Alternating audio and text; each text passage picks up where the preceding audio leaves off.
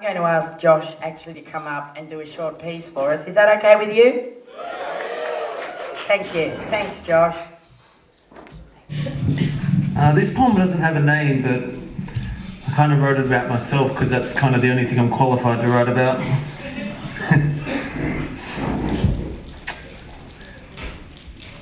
Your stories, pour them out. Allow them to uncompound, and your letters will brighten the weather. As you scribe times of your life on scrap bits of paper, you will become as light as a feather. We're trapped in this thick skin, 5-cent sensitive canister, taking snapshots of moments. Do your stills build and build and build, and your light illuminates the dark. Every poem that I write bleeds from the ink in my heart, and every letter I write in the future will be from this past, and every pastime lesson I've learned is the wind for today's mast. I set sail. I release bow lines bound by regret and remorse, and I no longer search for answers I haven't found questions for. I set course north. I've sailed through black cloudy storms and breached on rocky bottoms, but honestly, peace scares me the most. Who will I be without my pain? Will I lose cruise control over my page? Will I be able to create? I've fought in ways that you couldn't imagine. I turned tragedy to a passion. I've sat battered Adam and I was an anarchist, but I was a slave to every narcotic on this planet. It took me 15 years to get clean. Or maybe it took me 15 years to find community. And I've been through roads of better or less, and the biggest lessons I learned were between the silence of my words. And I learned meaning what I say is more important than being heard. And we merge from this labyrinth of information towards a world of expression. May we break shackles of resentment, sow seeds of compassion, and we will witness love grow. Because the truest things in this world could never be owned. And the space between our stairs and ants walking holds more truth than we could possibly achieve via talking. And I pray I can release the need to compete and replace my individual dreams with streams of collective consciousness. I stay unbothered by yesterday. At the drummer's pace and grace, I integrate ways to be less serious and edify my life experience. And I know darkness is another shade of light, so there's no need to fear it. Because this appearance hides an infinite spirit. Therefore, all I can do is let go. There's such thing as perfect timing, but you could also go too slow. We're going to crack our hearts till they open. That's how we become whole. And when your heart's open, the light shines through. And that's the way home. Thank you. Yeah. So I'm going to announce now the People's Choice Award now for the Saturday Heats. And the most points for the whole overall winner was Vince.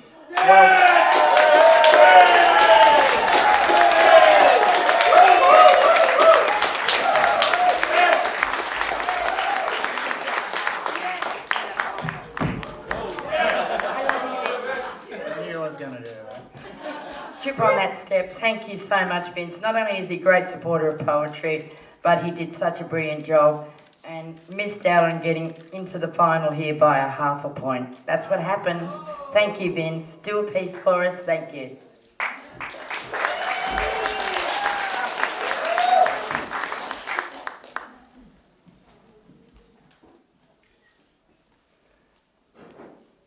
Asking attention, audience. An A minor, A major, a do. Adored audience. Awkwardly announcer asymmetrically at angles as animals. Appreciatively acknowledge attendance, albeit as an ancillary annexed appendage almost always absent. Anyway, amicably accept no anger, acrimony or aggression attached to abbreviated annotation of astronomical accumulation of attested analogues acquired, aiding and abetting animated, agitated and aggrieved poets. who all, after acquiescing to artistically announcing adroit, astute, amusing, arousing, adult and acerbic, analytical appreciations of apes and associated activities for assorted, asexual, androgynous audiences, anecdotally appeared abused and adversely anatomically affected by an abhorrent affliction approximating aggravated assault, applied by and attributable to affectionately aforementioned amorphous audience. Accredited apolitical analysts accentuated and allegorically anchored apparent anomaly at abnormally accelerated adrenaline and ascending apprehension, activated by attempts to articulate and appease in accordance with an amateur assessment of audience adulation, admiration and applause, and or animosity, antipathy and anesthetic abeyance. Artists acceding and adhering to asinine asides, axioms and analogies, ancient annals and anachronisms, annoying anthems and a loud alphabetical architecture, apparently appreciated by an array of auspicious, accidental, ardent, ambulatory, amazing, average and adult audiences accessible. Answer: audience. Absolute anxiety attack. Audiences allegedly acting as ambiguously attentive altruistic angels are actually antisocial, anarchistic antichrists, abominations, arseholes whose avarice about aesthetically a la carte anagrams, ambient ad hoc amusement, and attaining amorally artificial accruements and achievements arises above, adventurously airing, astonishingly argumentative, antagonistic, autistically aware and avant-garde aspects of poetic artistry, assiduously ambushing and arbitrarily assisting attrition, abstinence, absenteeism, alienation, assassination and abject annihilation of aspiring actors, assuming an aptitude and ability to adeptly adopt and adapt alphabet. Are audience admonished? Avoid angst, aggravation, accusation, argument, and letter B up interior. Abort apocalypse against us abruptly. Asterisk, apostrophe, affectionate afterthought, amnesty. Advising auxiliary of an age of adjustment, atonement, and absolution through adoption of an alternative attitude approaching amorous amalgamation. An audience alliance. Ably assisting poet army, abolish artifice, advertised, applauded, and appropriated around arenas and auditoriums as art. Avenge awareness. Join the Poets Union. Applications are available anon. Adieu, arrivederci, au revoir, amen.